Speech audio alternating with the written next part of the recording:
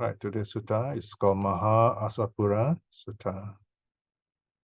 And before I go on to explain the sutta, once again, let me take this opportunity to remind ourselves the blessings of the opportunity of studying a sutta.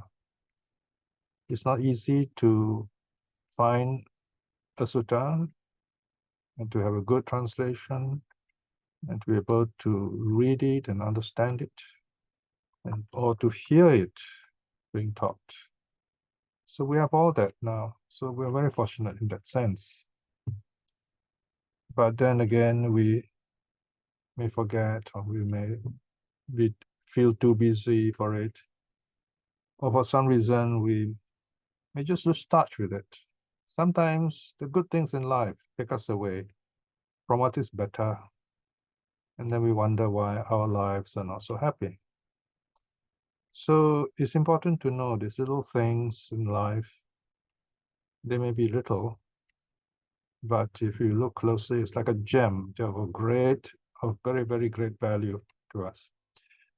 I would like us to reflect, first of all, studying suttas is like meeting family members who are really close and loving to us. Even if they're not that loving as we perceive, they are still family, they're close to us. And we're gathered together, or like a gathering of close friends. And we hear each other talk, we hear people talk, we hear family members, we hear friends talk, and we find they often talk the same things, and we listen to them. We don't assume that, oh no, they're going to say the same thing. We don't listen to them. We don't shut them out. We listen to them. And that listening is what makes us family. That listening is what makes us friends. That listening is what makes us kind and compassionate. And above all, makes us wise. And this listening is the key practice in Buddhism, in early Buddhism especially. So it is with the suttas.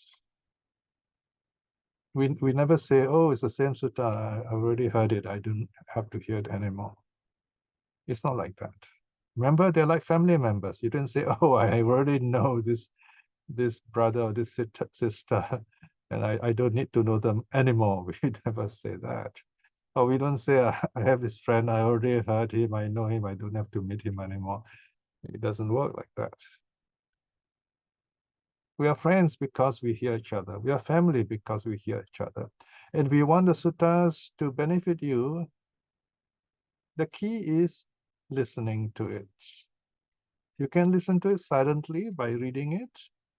You are listening to the Buddha, you're tuning in to the Buddha, because this record the Buddha's and the arhats awakening process. Or you can listen like now, someone talking about the suttas. You may not understand everything, you may not even agree with everything, but somehow, slowly, parts of it will kind of impress you, inspire you, and slowly the other parts will fall in. This is why we listen to the suttas again and again. I've taught the suttas many times before. It is one of those very long suttas, but there is this beautiful pattern in it. In this sutta, you see this theme of gradual training. You see this theme where the Buddha says, don't stop here. You got to keep on going, keep on going, keep on practicing. There is something more to do, something more to do. There's a bit more to go. It's like you're going for a walk. There's a bit more to go. You just go on walking. There is this journey. You just go on it. So the suttas are like that. Okay. So this attitude is very important towards suttas. Don't lose interest in the suttas. Because if you really lose interest in the suttas, you are losing interest in yourself, in what is, in how you grow, how you develop. So this Mahā Assapura Sutta is like that. It reminds us to keep on going. Don't give up. Maha means great. It refers to this sutta, which is long. Assapura is the name of the town. Asa means horse. Pura means city, like Singapura. Malay Pura. Singa is lion. So here's Assapura, horse city, horse town, if you like. So of course, there's a legend. Those in ancient times, they saw this beautiful white horse. So they name it Assapura. It is somewhere towards the east of the whole Buddha country, just Bengal side, above the the delta of the river Ganges, and it's a kingdom they call Anga. It's right. It's connected to Magadha. So very often you have this kingdom called Anga Magadha. The two names joined together. Right. So that's the bit of background. The Buddha was there. So the Mahā Assapura Sutta translates as the greater discourse at Assapura, or to the people of Assapura. And the number is M39. Okay, Sutta number 39 in the Majjhima Nikaya, middle length saying. So the theme here is that a recluse should be worth his salt. A recluse, who is a recluse? What makes a recluse? Is what the Sutta teaches us. At the same time, as lay practitioners, we can learn something about the Buddha's teaching to the monks, because there are various aspects of moral conduct, mental training, and wisdom there, which can apply to us. So it's better to listen to more than listen to less, in other words. All right, let's look at the beginning of the translations, just a couple of pages later. Further down. Yes, there you are. Mahā Assapura Sutta. The Greater Discourse at Assapura, M39. Thus have I heard at one time the Blessed One was staying amongst the Anga people. So notice the people are given the name, and that name is also the country's name, Anga. There was a market town of the Angas called Assapura. Now this sentence is very special. It doesn't say that the Buddha is staying in the town, because the Buddha doesn't do that. He doesn't stay in crowded areas. This just we're being told, okay, there's this town there, and the Buddha is staying outside the town, usually in the forest. There, the Blessed One addressed the monks, bhikshus, Bante, or here in the sutta, the word is Badante. It's the same meaning here. Sir, the monks replied, in essence, the Blessed One said this. Okay, now the teaching begins. The Buddha with the monks, and he's decided to teach the monks, to remind them what they are, not who they are, not the status and so on, but what is it they're supposed to do. Section 2. Recluses, bhikshus. That is how people perceive you. Okay, so here you see the word samana is mentioned there, recluses, no? When you are asked, what are you? You claim we are recluses. Bhikshus, since you are designated thus, since you claim so, thus you should train yourselves. Okay. All right. So now here I've put this, thus you should train yourself in brackets, because it is mentioned again here at the end, you notice. No? So in Pali, you find that this line closes all this. Thus you should train yourself, right? But in English, normally we say it first. Okay, this is how you should train yourself, and then here you are, this is how you do it. But in the Pali, the Buddha would say first what you should do, and then say, okay, this is how you train yourself. All right. Now notice as well, there is this round brackets, 1. And notice also 1 here is italicized. So this is a little bit of convention I've used. to show this is internal numbering, referring to sets of teachings, all right? So here there are 10 of them. Now these 3 are the paragraph numbers for Pali, so you can locate the Pali quickly enough. All right, so the Buddha says, you call yourself a recluse, all right? But there's something else. The Buddha used another word, used a second word.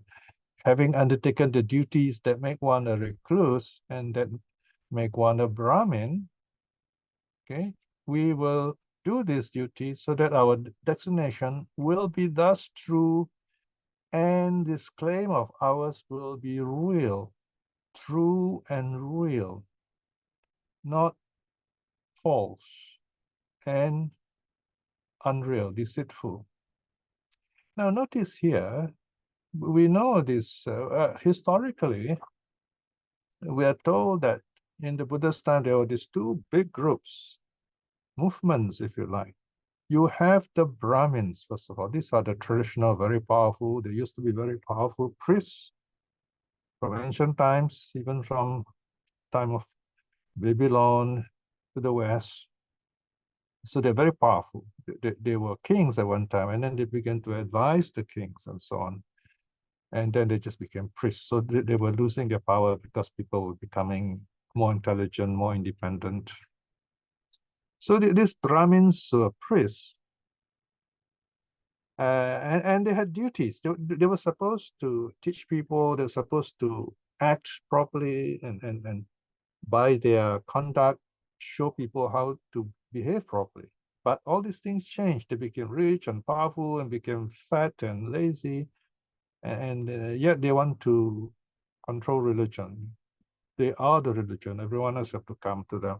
So there's no such thing as teaching Dhamma to others. There's no such thing as practicing the Dhamma as we do.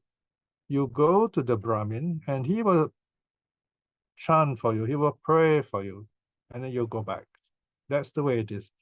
So this one point we often forget about the Buddha. He was the first teacher who actually openly teaches others and say, you can practice it yourself. And that was a revolutionary statement, the first missionary religion in the world. So here, he is basically declaring, you're all Brahmins yourself. You all priests yourself, the priesthood of everyone. You practice it, your proper conduct, your good conduct, and you are the Brahmin, you are the priest, you are the high caste, right? So here he's not talking about the 2 big groups, the recluses and the Brahmins. He's saying that everyone can practice to be a Brahmin. It's not a status. It is a state you all attain, a state of peace and goodness, the same as that of a recluse, a samana. So in this case, the recluses and the Brahmins are not separate groups. They're the same people. They're merely titles found in the same person. What the Buddha is saying, if you have this wonderful state of doing your duties and all the other good things mentioned here later, you are a recluse. You are the true Brahmin, true recluse. All right, so just get this point clear. All right. So we are recluses by doing our duties. Those of a recluse. We are Brahmins by doing the true duties, a good behavior of a Brahmin. We will do these duties so that our designation, so what people call us, what we call ourselves, will thus be true, and this claim of ours will be real.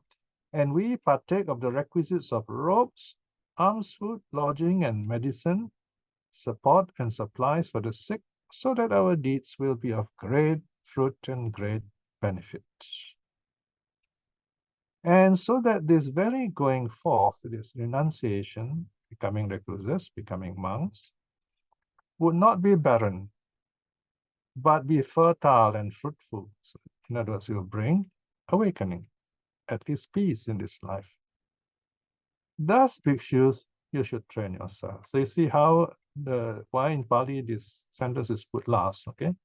So I put both here in front to begin this section and to close it. So do you have an idea? Here the Buddha is exhorting the monks. The Buddha is also telling us, okay, you call yourself Buddhist, so What should you do? You should keep the precepts. You should be kind to others. You should practice generosity, right? So that's the meaning here. So here in the second part, the Buddha reminds the recluses, or of course monks, the bhikshus, that they're dependent on others on the four supports, four requisites: robes, alms, food, lodging, health, or medicine. All right. So the Buddha says, well, if you behave in this way, then you are worthy of all this, and whatever you do, your renunciation will bring you great fruit, great benefit. You will not be wasted. So do your duty. Do what a recluse should do. It is a kind of general statement, right? But I put number 1 just to show the sequence. And then the Buddha will go on to 9 or 10 more to do with the moral training.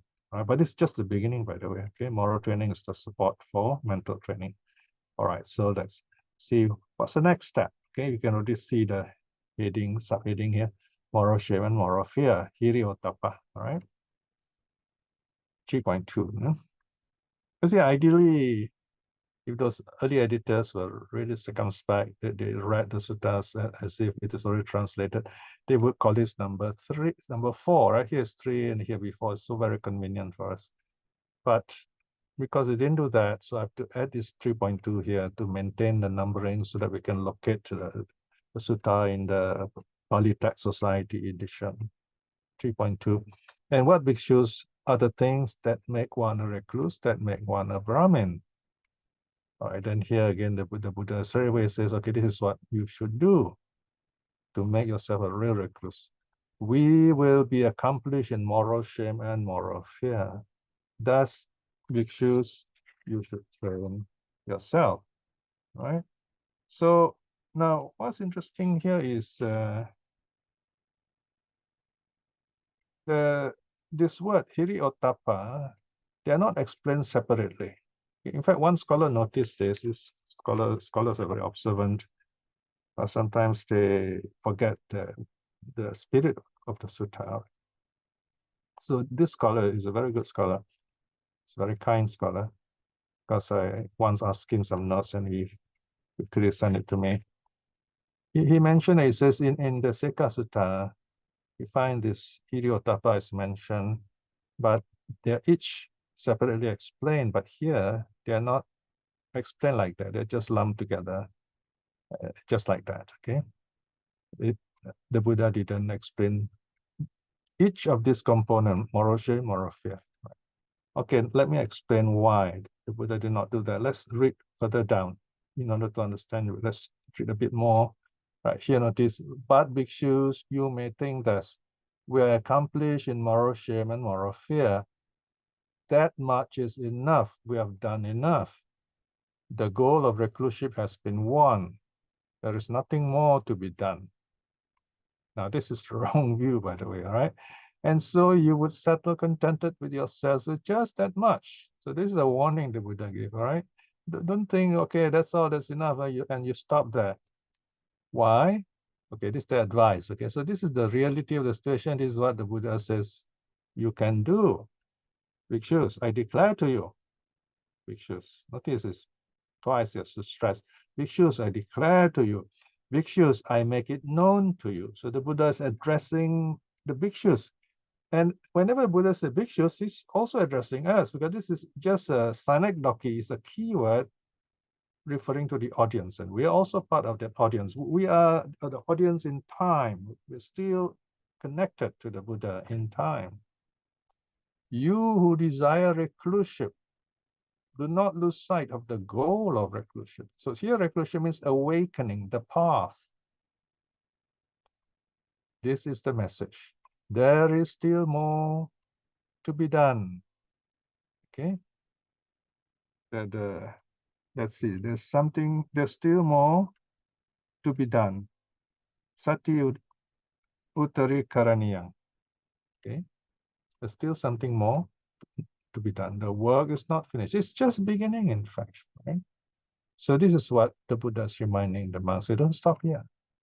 Build up your practice. So since the Buddha is going to give a list of things, he doesn't need to explain each of the moral shame, moral fear in great detail because it's quite a well-known pair, right? So otherwise the sutta will be very, very long. Okay, and the key idea may be forgotten because the key idea is not the separate teachings, but the key idea is the flow of the teachings. And only where it is necessary, the Buddha will explain, of course. All right, so this is brackets 1. Now we have brackets. The number 2. Number 2 is section 4, right here. Oh dear, I think this should be 2, right? Our bodily. Anyway, we will check this later. I think this should be 2. We just check and see later. And what more should be done? Okay, notice here, there's still more to be done. And here the Buddha says, and bhikshus, what more is there to be done? So let me just make a note here.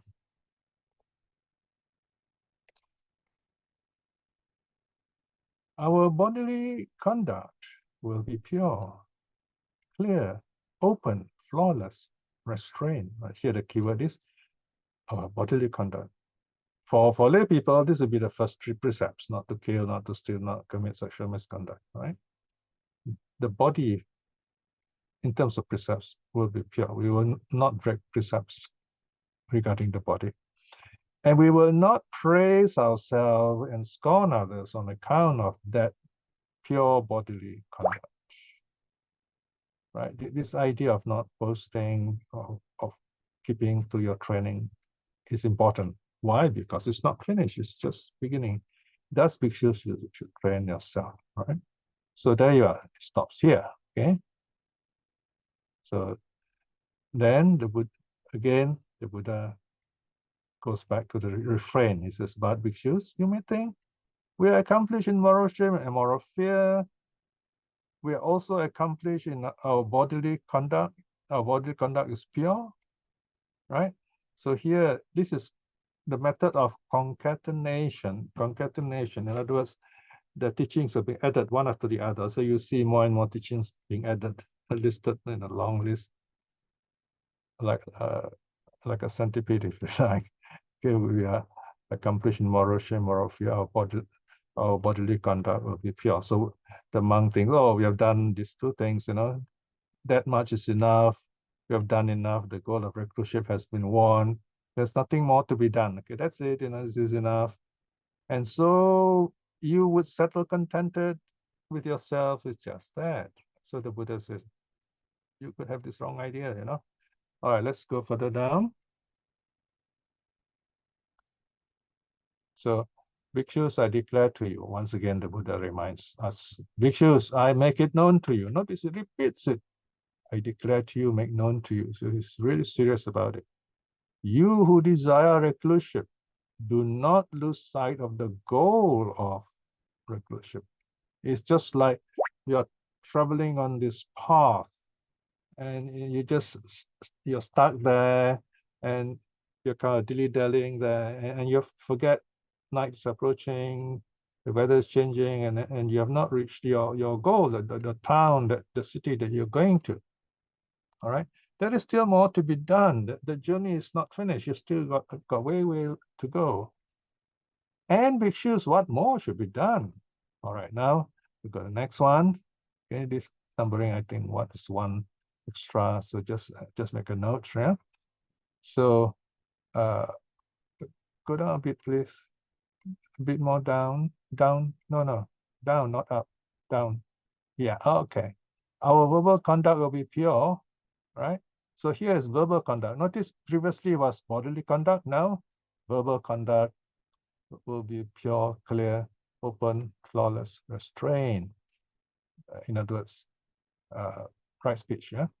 And when we do have this proper conduct of speech or verbal conduct, we will not praise ourselves and find fault with others, scorn others on that account. Thus, we will train ourselves. Okay. And then again, the Buddha said, okay, you have trained yourself in speech. Then you may think, oh, we are accomplished in moral shame, moral fear. Our bodily conduct is pure. Our verbal conduct is pure. So these are three things now. If that much is enough, we have done enough. The goal of recluseship has been won. There's nothing more to be done. So we think, right? So this is a wrong view. And we will settle, and so you will settle with yourselves, settle contented with yourself with just that much, that little actually.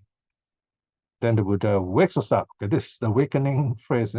Recluse, I declare to you. Recluse, I make it known to you. You who desire recluseship, do not lose sight of the goal of recluseship. There is still more to be done. So the Buddha is reminding us, there is still more to be done. We're not awakened yet. There's still more to be done. Take that step. You can do it. Right? Then what and what bhikshus? So you put your name here and what appear? What more should be done? So you put your name there. Ask yourself, what more should you do? Right? So answer, our mental conduct will be pure, clear, open, flawless, restraint. All right? So here again, same in terms of practice. So here it's very natural. You have the three karmic doors. The first is body, and then speech, and then yes, the mind. Our mental conduct will be pure, right? So here again, the Buddha reminds us. So if you have done this, don't praise yourself and find fault with others, all right? And then again, the Buddha says, okay, so you may think we are accomplished in moral shame and moral fear. Our bodily conduct is pure. Our verbal conduct is pure. Our mental conduct is pure too, right? So you think, okay, that's it. I've reached my end of my training already. Not so, said the Buddha, right? And the Buddha repeats this part. Let's go further down, 6.3. Right, so here again, the Buddha says the same thing. I don't think this is enough. And then you forget it. You don't do it anymore. No, the Buddha says, 6.4, there is still more to be done. Now, there's a bit of controversy here. Again, the same scholar notices it's strange that mental conduct should be added here because this is about precepts. Precepts is purely about body and speech. So you have body, speech, and then livelihood. We can jump straight to livelihood. But why is mental conduct added here? It could be an error. So he thought it was an error, right? Scholars are meant to be critical anyway. But I always try my best to start with the suttas. Instead of finding fault, I would say, what is the sutta trying to say? What is going on here? Now, if you look at the flow of the Dhamma here, you have the Buddha talks about, a purity of body and a purity of speech. So naturally, the Buddha would talk of the third door of karma, that is the mind. And that's quite natural. And then you find the mind here can also refers to intention, which is connected with the next item here. All right, livelihood. Okay. So let's look at this one, and then perhaps we might take a break after that. Yeah. So and what bhikshus more and bhikshus what more should be done? Our livelihood will be pure, clear, open, flawless, restraint. We will practice right livelihood. And we will not praise others, scorn ourselves on account of that pure livelihood. Okay, thus you should train yourself. So here, livelihood, of course, for lay people, we should also be practicing right livelihood. In other words, the kind of work we do should not break the precepts. Okay, so naturally, you see here the connection in the three dots of action, and then leading to practicing or having the right kind of occupation, not breaking the precepts through the kind of work that we do. All right, so we finished a kind of like a chunk of training there to do with the precepts. In the next session, we'll look at the restraint of the senses. Okay, so it is section 8, restraint of the senses. So we'll take a short break and we'll come back before 9:05. All right, now just to go back a bit, earlier on, we started off with moral shame and moral fear, hiri otapa. Now, remember, when we studied sutta, especially in the SD series, very often at the first mention or the key point where the teaching is mentioned, there'll be a footnote. So you can see footnote 23, the details about moral shame, moral fear in detail, yeah? I'll just briefly explain what is moral shame, moral fear here. Here, moral shame, moral fear refers to two aspects of living a moral life, of keeping the precepts. We keep the precepts because we want to cultivate moral shame. In other words, shame meaning there is you think of yourself. What will people think of me? Not in terms of pride, but rather in terms of dignity, in terms of people trusting you, people looking up to you. It's just like a child looking up to you, trusting you. And it's so important to this child that you are there and you are this strong figure that can help this child. That kind of feeling, all right? So we keep precepts for that reason, moral shame.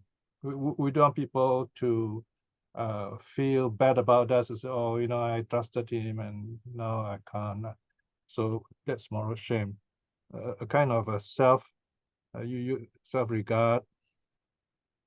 The other one is other regard, in the sense of moral fear. We do not want to harm others. When we break the precept, we're harming someone else. The precepts is how we connect to others. It's our extended life. We don't live alone. So we don't kill, we don't steal, we don't commit sexual misconduct, we don't lie, we don't get intoxicated or drunk, so that we don't hurt others. We respect others. They're all part of us. So we don't want to break the precept because of karma in this case, because there is karma. We will bear the consequences. It will come back upon us. Somehow there is this natural situation where we get caught up with our own bad habit. That's the meaning here. There is no nemesis or no divine power hitting back on us with karma, with a big hammer, more near called karma. Okay, we don't have that kind of karma, but our own bad habit will come home to roost. It will harm us in the future. All right. In fact, it is already harming us if we're not careful. So that is the second aspect, moral fear. We don't want this bad karma to come back on us. When we get angry once, we get angry again. When we do something bad, we are likely to do it again. So we have to remind ourselves to practice the precept, to say no to killing, stealing, and so on. All right. I'll be explaining more terms as we go along. So now we continue with the next section.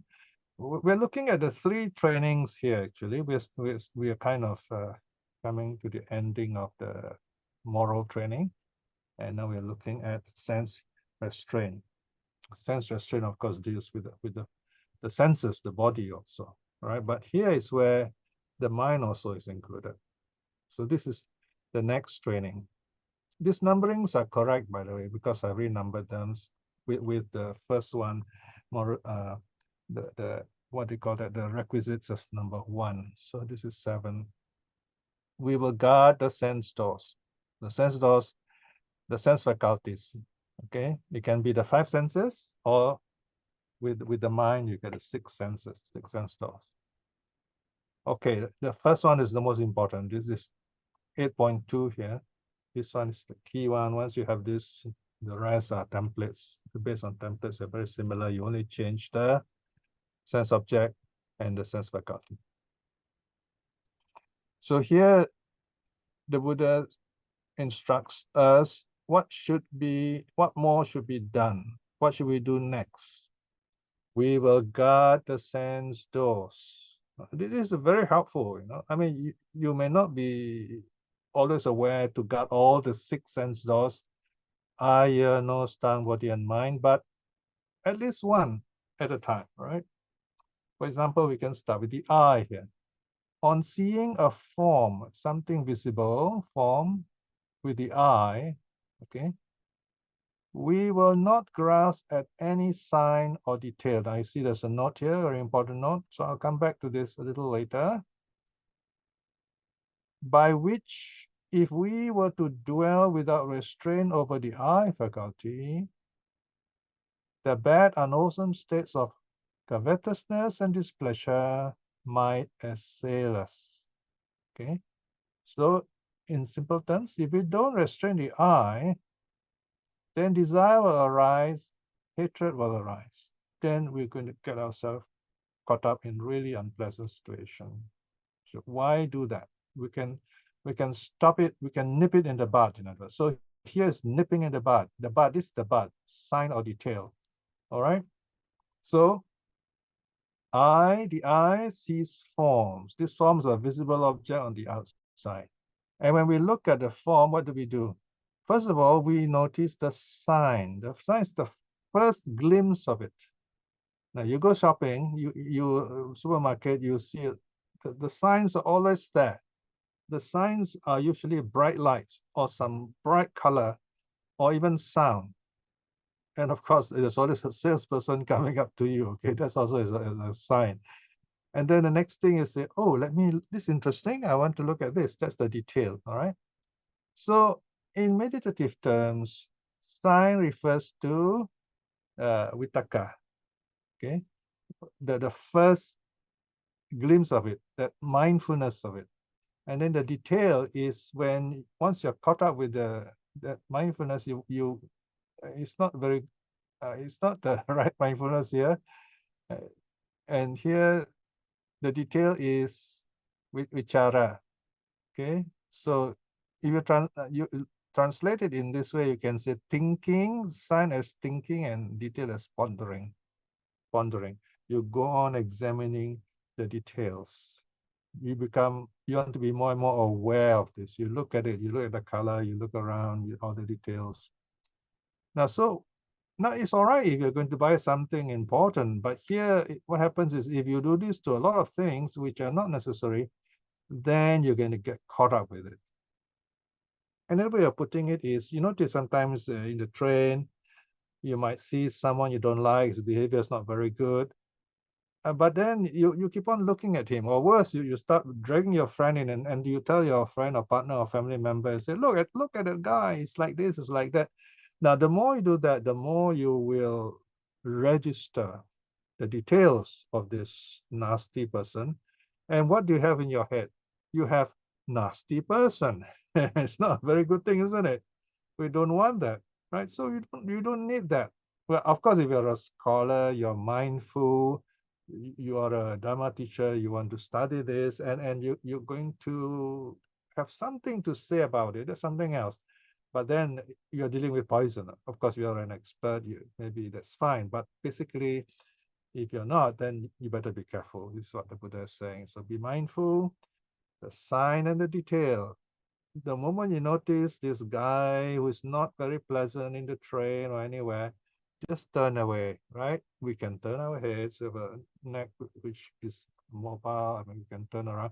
So you don't have to look at this. You don't have to process this. You don't have to remember all these nasty things. Remember happy things. Look at happy people. Smile at them. And you are also happy that way. You become bright that way, right? And you notice how good you feel when people smile at you, something like that. Yeah. So the sign and the detail. Okay. So that's how we restrain our eye faculty, by not looking in the wrong directions, by not looking at things that not useful to us, not happy, all right? And we're not learning anything from it. So that's the eye faculty is restrained. Next, on hearing a sound with the ear, we will not grasp at any sign or detail, by which, if we are to dwell without restraint over the ear faculty, the bad unwholesome states of covetousness and displeasure might assail us. So when we hear something bad, if we know it's not going to be good, we can say, please, I don't want to hear this, right? And that's good. Just stop that, right? On the other hand, if we continue to hear, right? Then you're going to get upset, and then there's going to be covetousness. If it's something desirable, you say, I want this. If it's something not desirable, you say, I hate this, right? So this, the covetousness and displeasure, the beginning of the hindrances, the two key hindrances, they arise here, right? And then from these two come all the rest. So watch your ear door, close the ear door. These are the 6 doors. So basically we are saying this is closing the 6 doors. We close the, you see the 3 monkeys. Monkeys see no evil, hear no evil, speak no evil. Actually, there are 6 monkeys, not 3. Not enough, 6. So the first monkey closes the eyes, second one close the ears. All right, so this is the one. You don't have to hear things that are not pleasant. Here, we're not assuming you shut off yourself from everything. We are saying there are occasions when you don't need to do this, so you should know it. That's the meaning here. Then next one, on smelling a smell with the nose, we will not grasp any sign of detail by which we are to dwell without restraint. So notice the word restraint is there. Over the nose faculty, bad unwholesome states of covetousness and displeasure might assail us. So be careful how you smell things in this case. Don't get too caught up with it. Let it come, let it go. Don't think too much about it. Yeah. Here, the idea, another way of reflecting on this is to simply reflect all this as impermanent, or show metta. This is another way. If you find you are still stuck with it, you cannot easily let go of this object because it's right in front of you. So show metta, reflect on impermanence. That's another way out. Right. So smell, again, let it come, let it go. It's just smell. Don't think too much about it. Of course, if it is not a healthy smell, you can hold your breath and so on. So these are things we can do wisely. All right, let's go further down now. Next faculty is taste, right? So same thing. I'll just explain this. On tasting a taste with the tongue, don't go into the sign and details. Don't get too caught up. Sometimes we think and say, oh, I like this taste, I don't like this taste. And then that's when you find you may feel bad about the food, right? So here you just eat it, and then you mindfully just kind of, you're chewing and you're eating it. It's for your health, and it's good food in the sense, right? So then you don't get caught up with taste. And I mean, I'm not saying here you should be eating bad, tasteless food all the time. I'm just saying to be calm and mindful or when we're eating, right? And even when eating nice thing, you find, wow, you said it's very nice, but you still reflect on the impermanence of it. And that's how you actually enjoy those things. And then you find when you are full, you just stop, you say, yeah, that's good, I've enough, and then you don't need any more. You want some more because you're not satisfied with it. It's not because it's very good, but it's because you're not satisfied with it. But if you're satisfied with it, you say, wow, that was really good and I've enough, right? So that's the difference. That's how you really enjoy good things in life, by knowing when to stop. The precepts are just that. The precepts not telling you don't enjoy life. The Buddha never said it that way.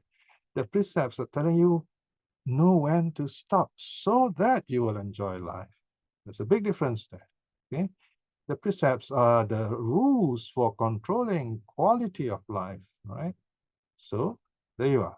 We are talking about the precepts, talking about keeping the precepts on a good high level. Next is about touch. Touch here refers not only to human touch, but also to the feeling, the temperature around us, and so on. Comfort of the body, so to speak. On feeling a touch with the body, we will not grasp at any sign or detail by which, if we were to dwell without restraint or over the body faculty, the bad unwholesome states of covetousness and displeasure might assail us. So same thing about feeling, touch. We just let it come, let it go, see it as impermanent, show our metta, and so we are restrained. We don't get caught up with it. All right, those are the 5 senses, 5 physical senses. The next one is the mind, thought. Okay, so this one is slightly different. On knowing a thought with the mind, we do not grasp at any sign or detail, by which, if we were to dwell without restraint over the mind faculty, the bad and unwholesome states of covetousness in the special mind assail us.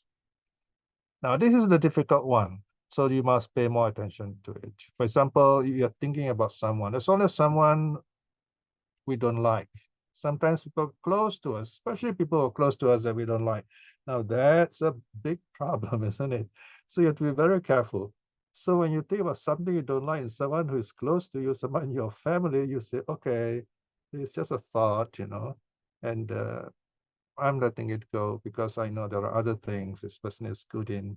It's just this one thing I'm thinking about that's making me feel that way. It's just one thing.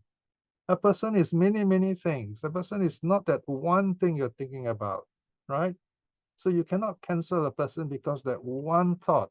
Not very often that's what happens. And as one thought leads to divorce and all these silly things, we start blaming people, right? So you just got to tell yourself, it's just one little spot. We got to let it go, right? There are other good things in life, okay?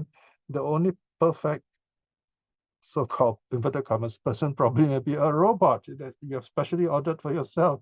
You can have no fun with it after a while. So we learn to deal things with people, right? Imperfect people, in a sense, make us more perfect, something like that. Yeah. So watch the thought. If it is something negative about someone, just let it go. Smile. Maybe they'll say, okay, there are other thoughts, and just learn to be nice to such people. When you have the chance to do it, you find that when you have a chance to be nice to people, you find they're also happy with you. Sometimes they're not perfect themselves, but they are good in certain things. So remember those good things that they have and celebrate that. The bad things they have is also part of them. Just as we are, we also have certain negative parts, which we might not be aware, or which we know, but we can't help it. On the other hand, we also know we have some good qualities. Maybe we don't, but we have it. So we try to see others in the same way, the bigger picture. All right. So that's the meaning here. Self-restraint also means to see the bigger picture. Right? So that's bhikshus, you should train yourself, says the Buddha. All right, then the Buddha reminds us, okay, 8.8, you may think you have done all these things, you have all this control, moral shame, moral fear, bodily conduct is pure, verbal conduct is pure, mental conduct is pure. Our livelihood is pure, our senses are restrained. So we have done everything and that's it. No, said the Buddha, there is still more to be done. What's the next one? Wow, next one is about food also. All right. This one is very good for our health. Because in Singapore, we just eat too much, all right? You find newspapers every day or something about food, okay? Bhikshus, what more should be done? We will be moderate in food. Moderation in food, okay? Moderation in food means eating less, eating well, and knowing when to stop, basically. All right, let's look further down what this means. Go down a bit more. Yeah. Okay, here is a monk's reflection on food, why he eats. This is a typical daily reflection, especially before meals. No? Wisely considering food, we will take it not for amusement, not for intoxication, not for fattening, not for adorning, but only that this body may endure and continue for our health, in other words. Yeah. For keeping it unharmed, so it doesn't fall sick, right, or get hurt, for helping it live the holy life. So that you can come and listen to this sutta, you can practice meditation, you can visit the good temples and so on. We're helping it to live the holy life thus. I shall end the old feeling, that is hunger, and not cause a new feeling to arise. Thus will I be blameless and live at ease. So you are able to live happily and practice the Dhamma. So this is how you train yourself, right? So there you are, right? So we don't stop eating because we we feel food is bad. No, the Buddha never said that. The idea is not overeating, yet eating enough, keeping yourself healthy. And of course, here exercise also included, right? Drinking enough water, things like that. So all this, of course, we have to know it for ourselves, right? So here again, the Buddha says, okay, you may think you have done all this good stuff, yeah?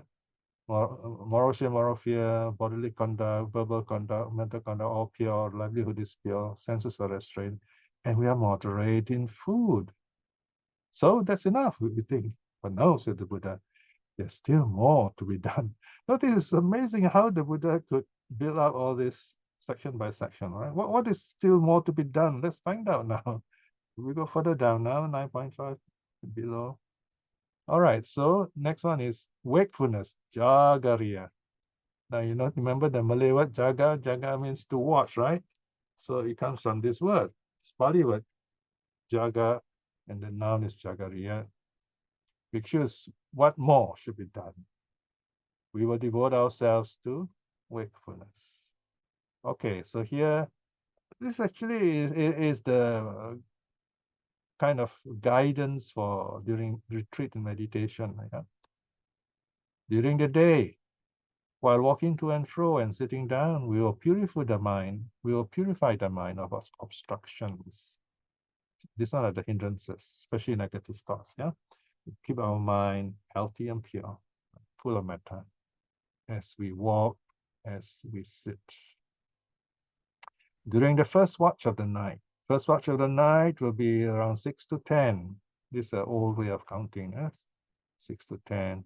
While walking to and fro, doing the walking meditation or sitting down meditating, we will purify the mind of obstruction, clear the mind of distractions or hindrances.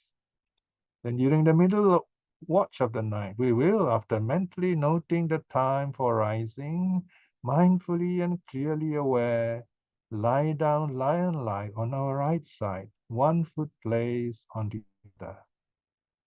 Now, I have something really nice to say about this line, okay? Because after all these years, I found this really works for me. Okay, middle watch of the night. This is 10, 10, just now you have 6, 7, 8, 9, 10, and then 11, 12, 1, 2. So this is 10 to 2. Now, this is the monk's lifestyle, the Buddha's lifestyle, 10 to 2. Right? Actually, the Buddha doesn't sleep so long. He sleeps much, even less than this. So here is for the ordinary monks. They sleep from 10 to 2, right? So here, middle watch, roughly, okay, the timing is not so exact in the ancient times. They don't have a watch like ours. So middle of the night, mentally noting time for rising. So before going to sleep, mentally say, okay, I'm going to get up tomorrow with before the sun rises, just before the sun rises, or 6 o'clock or whatever. You mentally kind of clock yourself, right? Then you find you're more likely to get up on time, right? So mentally noting the time for rising. So this is how you program yourself. Then mindfully and clearly aware, lie down, lion-like. So you lie down. Here meaning you're doing that. You're feeling the bed, you're relaxing. Your mind is not elsewhere. If your mind is elsewhere, you can't sleep. You're still thinking of your work, you can't sleep. So here, lie down, lion-like. Those days I find I just couldn't do this. How does the Buddha do this? No, lion-like. In other words, he put the right foot on the left foot, or the left foot on the one foot on the other foot. All right. So I find it's not too difficult. I could do that with my foot together. Of course, it's not easy to sleep one way like that your whole night through, and you don't have to. Then let your body naturally adjust itself. But you start that way. You lie on your right side in a relaxed way. Right? Whether you can put your one foot on the other foot or not, it's up to you. But the important thing is to tell yourself what time you're going to get up the next day so that you have enough sleep. Yeah. So this is sleeping mindfully. Okay, let's go further down. What do we do after that when we get up? Go down a bit more. Okay, during the last watch of the night, and here is 2 to 6. we here normally those early monks, they will get up early and they do walking meditation. While walking to and fro or doing sitting meditation, sitting down, we will purify the mind of obstructions. So again, in the early hours, we will do walking or very peaceful at the early hours, or you can do sitting meditation. It's very peaceful. That's because you should train yourself. So here again, you know what the Buddha is going to say, right? So the Buddha say, okay, you may think, all right, I'm accomplished in moral fear, body, speech, and mind, pure livelihood is pure, senses are restrained, and I'm moderate in food. So, and I'm also devoted to wakefulness. So that's enough, So no, not enough to the Buddha. There is still more to be done. We have not reached the path yet. Right? So now we have finished the moral training aspect. So we are coming closer to the new aspect, to mind training. Further down, please. But this is still regarded as kind of in between, right?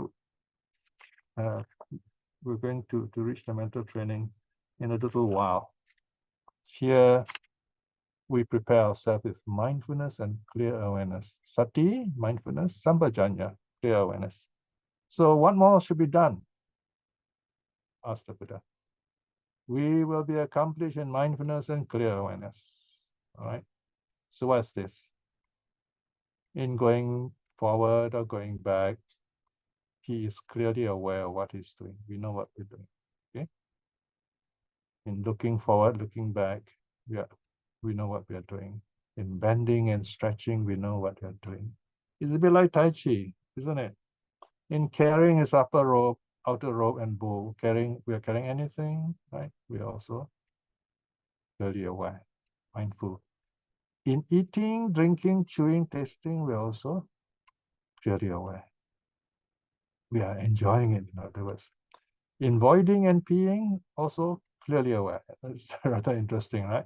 So even in the toilet doesn't escape our mindfulness. Every part of our life, right? So we are mindful of what we are doing. I mean, it's very embarrassing if we're not mindful, isn't it? All these natural things. In walking, in standing, and sitting, and here comes the interesting part.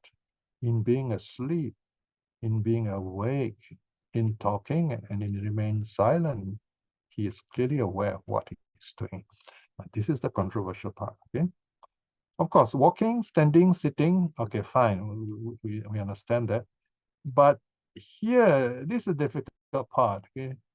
So this is where some scholars think, wow, how can we be mindful when we are asleep, So probably that's not what the Buddha meant. Probably he meant when we are falling asleep. But here, the Pali word actually here sute, when one is asleep, yeah, sute. So it's not waking up, or it's not like falling asleep in this case. So it's referring to when you're asleep and when you're awake. So here, okay, here we can say, yeah, when you're waking up, perhaps, But here definitely is the when we are asleep. The question now is, how are we mindful when we are asleep? You can't do this in an ordinary situation. Here, if you are a deep meditator, you go deeper. So what the Buddha is saying is that these are possible things. Now, what I like about this part of the teachings that not to change it too much, because there'll be scientists and great scholars of psychologists that are going to study this, and they say, oh, wow, look, the Buddha actually already mentioned this 2,500 years ago. You can actually be mindful while you're asleep. And they will tell us some things, interesting things about this. And you find if you have mistranslated this, you have under-translated this, it's going to be quite embarrassing if you're still around. So here, I tell myself, follow the sutta. What does the sutta say? Sute, in being asleep, right? Yeah. And here, in being awake, be mindful. So there is a part of us somehow that can keep that mindfulness going, so to speak. That's one simple way of putting it. for the unawakened person, for someone who is not a deep meditator. When talking, remaining silent, we have to be mindful also, even when we are silent, right? That we are not doing it the wrong way, in other words. So all this, we are clearly aware of what we are doing, right? Notice, mindfulness means you direct your mind to the action. Awareness means you keep it there in a good way. In a sense, the mindfulness here is a very good form of vitaka, if you like. And clear mindfulness is a very good form of vichara, one way of talking about it, right? So here again, the Buddha says, all right, you may think now you have all this accumulation of good things, moral shame, moral fear, the three doors of karma, all pure, livelihood is pure, senses restraint, moderate in food, devoted to wakefulness, and you have mindfulness and awareness, and you say, oh, okay, I've enough, right? Not so, said the Buddha, right? You go further down, you see what the Buddha says, that goes up, go down some more, go down, please. Yeah. So here again, the Buddha says, you have to train yourself, right? So, okay, here, everything's repeated here. So let's go down some more. Yeah, there is still more to be done, right? Okay, now we have completed the moral training. Right? So this is the new section, second section, training in concentration. So this is about meditation now. Okay. Okay, I'm going to explain the term dhyana. I'm going to explain all those parables of the jhanas. Okay, some of you have questions. You're not sure how they're related. Here, you see the Buddha kind of beginning at the start. What should be done? Bhikshus, what more should be done? Places conducive for meditation. Here, bhikshus among resorts to secluded dwelling, the foot of a tree, a forest, the foot of a tree, a mountain, a glen, hillside, jungle ground, jungle grove, open air, heap of straw, right? Returning from his alms round after his meal, he sits down, crosses his leg, keeps his body upright, and establishes mindfulness before him. So he meditates, right? All right, further down. So now, what is the purpose of mindfulness in this case? Let's go further down. Is to overcome the 5 mental hindrances. Overcome covetousness, here meaning sensual desires, its opposite, anger and evil and anger. Overcome sleepiness and sloth and torpor, sleepiness of body and mind, sleepiness of body and sleepiness of mind, tiredness of body, tiredness of mind. Further down, please. Go down, yeah. To overcome restlessness of the body. Okay. Wait just a minute. Okay. Not over a bit of minor typo. Okay, so and overcome doubt. Okay, so these are the 5 mental hindrances. Once you overcome the 5 mental hindrances, then the jhanas arise. Okay, dhyana is the English, actually it's from Sanskrit, dhyana, but it is incorporated into English. So you find the big dictionaries like Merriam-Webster, you have the word dhyana, and then whereas jhana is Pali, right? So they are the same thing. So here, the covetousness is compared to taking a loan. Here, meaning if we have a lot of desires, it's like we owe people money. Suppose a man taking a loan, invests it in his business will succeed. He repays all debts, and there is a surplus for his wife and ornaments. So he'll be very happy, right? So he said, okay, I have this. So he has overcome all these, what do you call that, hindrances, right? So it's like taking a loan and he gets back all his dividends or this money. Now, on the other hand, if he still has sensual desire, then it's like he owes money, right? So he will never be able to freely, live freely, live happily. That's the meaning. Yeah. And then this ill will and anger is like falling sick. When we are sick, there are many things we can't do. So anger makes us sick. We are not able to go on with the practice. We don't feel happy, so we can't meditate well. Whereas if you are free from anger, it's like recovering from a sickness. You're so happy, and you feel you could do so many things. All right. And then further down, 3. I'm going to just summarize because time is running out. Sloth and torpor. When we are caught up with sloth and torpor, it's like we are bound in prison. We caught ourselves in a jail. So we feel hemmed in. There's so many things we can't do. We feel tired and sleepy and heavy. Whereas if we overcome that, then we feel like we are free from prison. That's the meaning. And then this number 4, restlessness and worry. When we are restless and we are worried, we're like a slave. We are caught with these ideas. Why are we a slave? We're enslaved to our ideas. So, and this prevents us from progressing in our meditation. We're caught up thinking about this. We're thinking about the past, what we have done. We feel guilty, thinking about the future, worried about what to do next, and so on. So once we overcome this, we are free from being a slave. We are so happy. We are released, right? That's the meaning here. Okay, next 5, the 5th hindrance below. So here, doubt. To have doubt is to wonder about this, wonder about that. So we're like a merchant carrying money and goods through the wilderness and very worried. We're journeying. So, oh dear, would there be bandits? We'll get caught up, attacked by wild animals and so on. So we feel very worried. We're journeying through this wilderness, through this desert. So we have doubts, all kinds of doubts. Now, once we are clear of the wilderness, we are in civilization in the city, we are selling all our things, we're very happy. We have no more doubts. We feel happy. All right. So those are the 5 hindrances. All right. All right. Now let's go down a bit more this time. So once you overcome all the 5 mental hindrances, you attain the jhanas.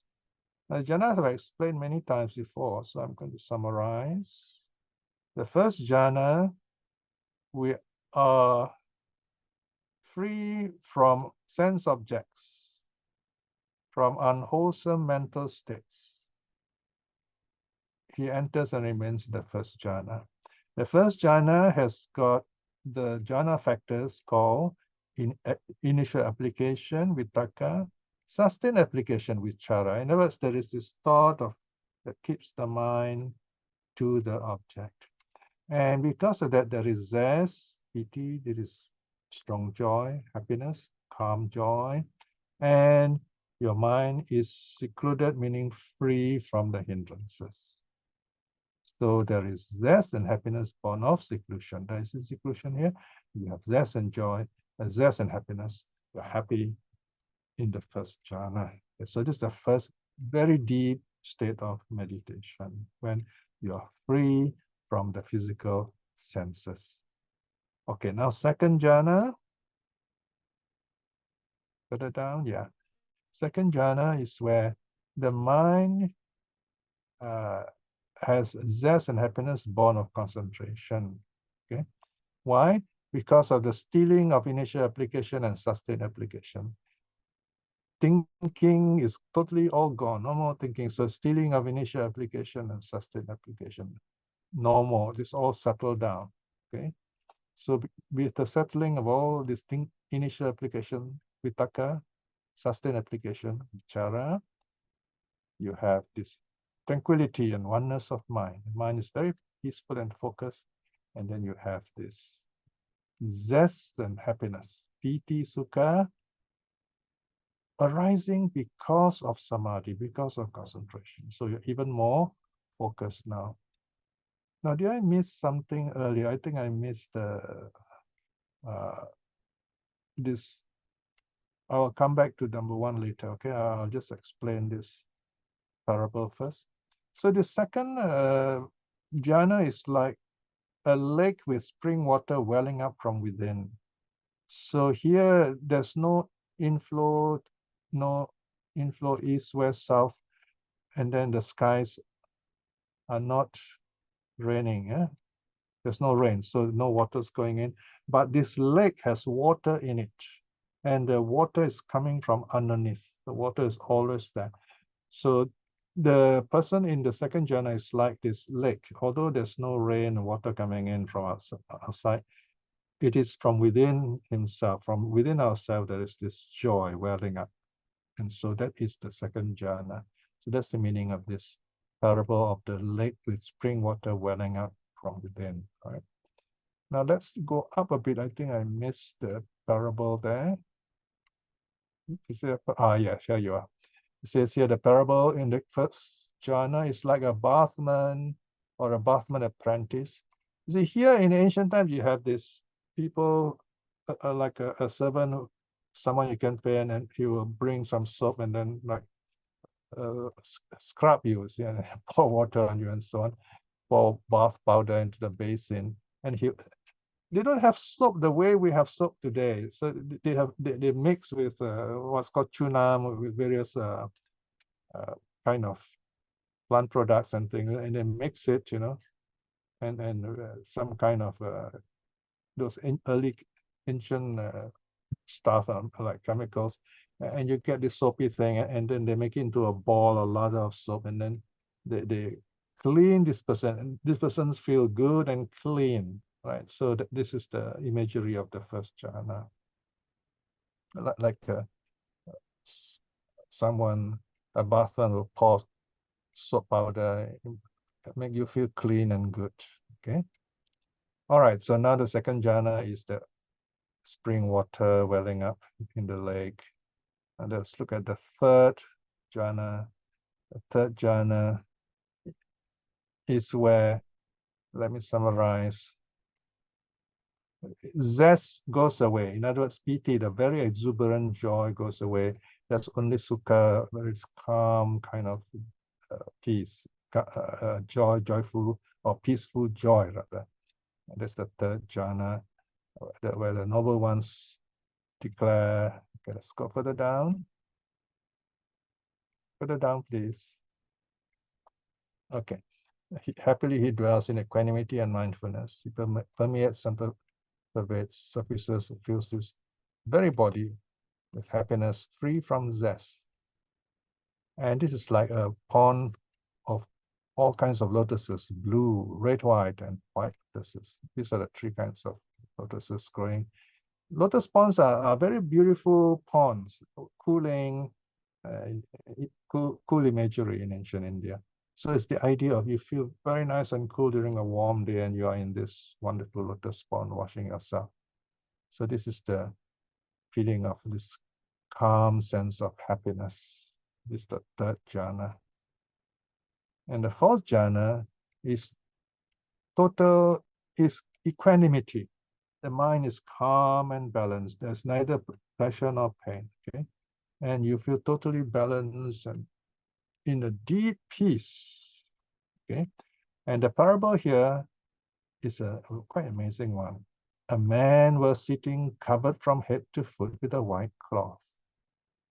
I didn't really know the meaning of this until one day I saw a man, an Indian man dressed all in white, dhoti and a cloth, and it looks dazzling. The whiteness of the cloth actually dazzles. So there is this bright light coming out from the way the man is dressed also. So there is this peacefulness and radiance in the case of the fourth jhana. All right. So now, if you still want details, you can read there's an article on jhana in the ST series on this detail. Okay, let's go a bit more. Okay, a bit further down. Okay, so now with that kind of jhana, we're able to recall past lives. So here again, I've read all this before, so I'm going to just summarize. With jhana, then you direct the mind to recalling past lives, to the knowledge of rebirth, okay? The knowledge of the recollection of past lives. He recollects manifold past life, one birth, two birth, and so on, hundreds and thousands of births in many world cycles, basically. All right, so I won't go through all this to save time. So let's go further down. First knowledge is that of rebirth. And then second knowledge, that of, further down, some more. Go down some more, please. Yeah, some more, a bit more. Next knowledge. Okay, there you are. It's a knowledge of passing away and rearising of beings, that is karma. So the second knowledge is able to know how another person's rebirth. The first knowledge is your own rebirth. Second knowledge is other beings' rebirth, how people are born according to their karma. Those who do good, they're born in happy states. Do bad, they're suffering, and they go back and forth like that. It's as if there are two houses with doors, and a man with vision standing there, and he sees a man entering the door and leaving it. So that's how rebirth happens. Yeah. Okay. Now we come to the third one. We're nearing the end already. The third knowledge is a special knowledge further down. These two knowledge are simply knowledge of karma and rebirth, but the third one is the liberating knowledge. Okay, here you are. The knowledge of the destruction of mental influxes. Here, in other words, this person that knows the nature of the Four Noble Truths. This is suffering. Thus, he knows it as it really is. The rising of suffering, the ending of suffering, and the path leading to the ending of suffering. And with that also ends all these mental influxes. He knows the rising, the ending, and the path leading to ending of the mental influxes. And what are the mental influxes? Now, in the early text, there are only three things that bring us suffering. Sensual desire, all right, this is what keeps us in the realm of senses. And then this second is existence, rebirth. We want to be this, we want to be that. This is the second defilement that causes us to be stuck in samsara. And then this ignorance is what keeps us to be reborn again and again.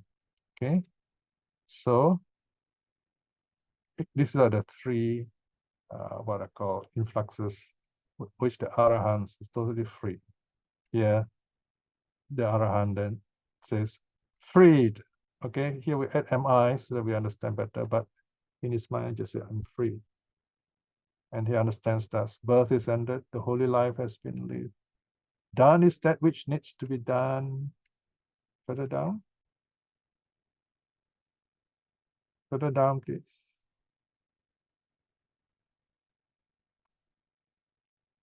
There is no more of this state of being, no more rebirth. So this is the arhat.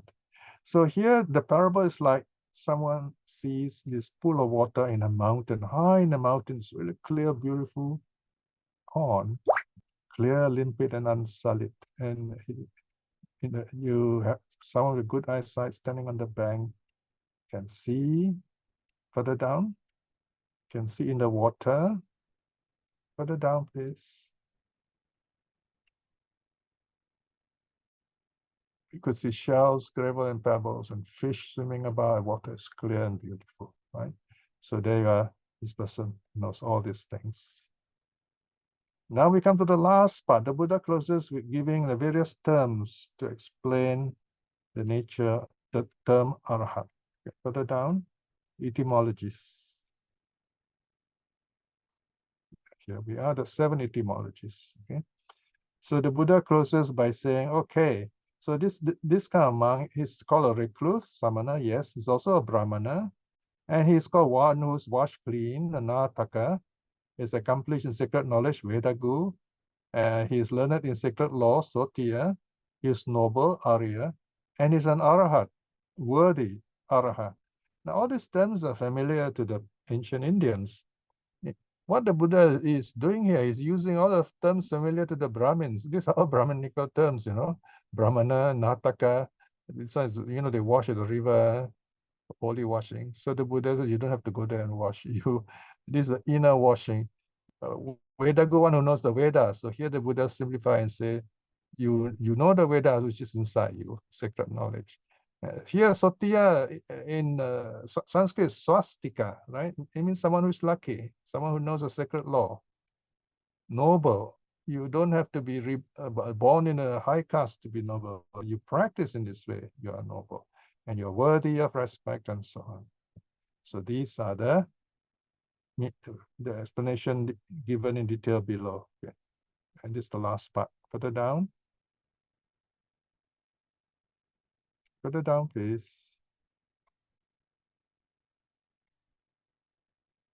All right. So here you are, right? Who is a samana? And there's a word play here, samita. From the word samita, you get samana. Samita means still. His mind is calm and still. So samana is a recluse. So here you must put the Pali. Without the Pali, you won't know what's going on.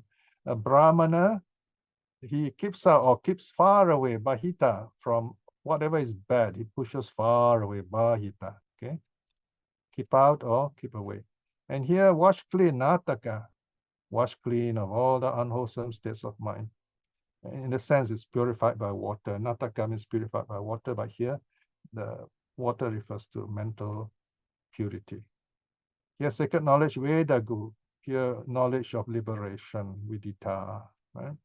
And here, sacred law, Sotya, means here there's a play on word. Here, Nisutta. The sutta here is, and the S, meaning outwitted, ignorance, foolishness, and so on. So his mind is wise, he knows how to keep away from bad things. And then here, noble, Arya. Okay, let's go further down. Further down, please.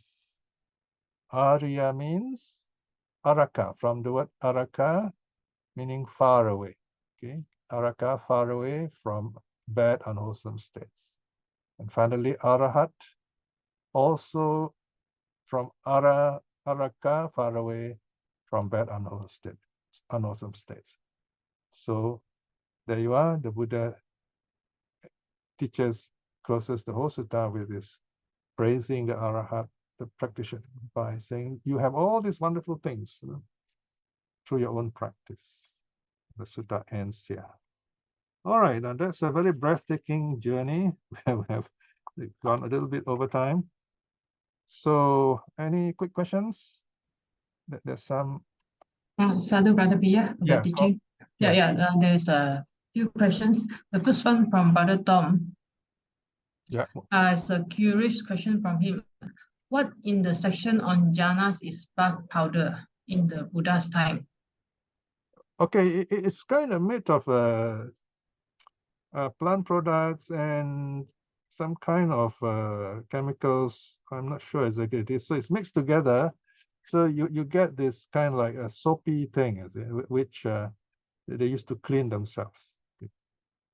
As I said, if you look carefully in the footnotes, it is mentioned there through the cross references, right? And you'll find the old in ancient way how they make soap. Right. So it's not the ordinary kind of soap that we're using today, but it has the same effect. Okay, what's the next question? Thank you, Brother Pierre. The next question from Sister Helene. Even a practitioner achieve 4 jhana consistently, it does not mean it can achieve the 3 knowledge in this life. Is it correct? That's true, because the person has to use that calmness to direct it to see impermanence, suffering, and non-self. Yeah, so it's not just getting jhanas only, because even outside of Buddhism, you find that people who are able to get jhanas. That's very true. Okay, next. Thank you, Brother Pia. I think that's all in the chat Okay. box. Yeah. Any quick questions before we close? Well, today is quite a long sutta. We managed to finish it. So do look at the footnotes in your free time whenever you're not sure of certain terms. We're talking about 2,500 years ago. Some of the things in those days are not found today. Okay, let's take a quick family photo. We're close now. Let's spend this quiet moment reminding yourself you have spent 2 hours renouncing in the Dhamma way, all right? You have sacrificed 2 hours to be with yourself, to watch your breath, to listen, to keep the 3 jewels, the 5 precepts, practice some meditation, and also listen to the Dhamma. By all these good deeds you have done, may you be well, may you be happy, may I be well, may I be happy. Send all this wonderful good energy to your loved ones, to people you care about, even those who may not care about you for some reason, they have difficulties. Wish them well and happy. It's not that they do not like you, they have great difficulties themselves. So with your compassion, right, there is great suffering. That great suffering means you have great compassion. And because of that compassion, you will attract wisdom, because you understand what suffering is, because you know what suffering is. And that's a very wonderful thought. It's very great, wonderful energy there. Send all this energy to all those people in your life who are suffering, who need that help. May they be well, may they be happy. And also, whatever wrong you think you have done, you know very well it's not something you want to do, want to happen. So say, I forgive myself completely. I accept myself as I am. And you go from there, so that you're a happier person, you're a good person. And that way you can be helpful and kind to others also.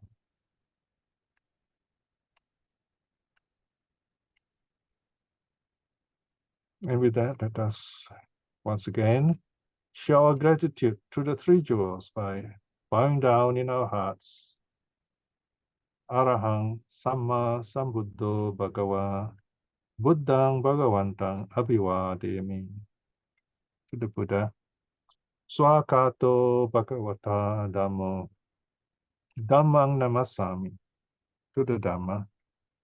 Supatipanno Bhagavato Savaka Sangho Sanghang Namami. Bow down to the Sangha. Sadhu, sadhu, sadhu.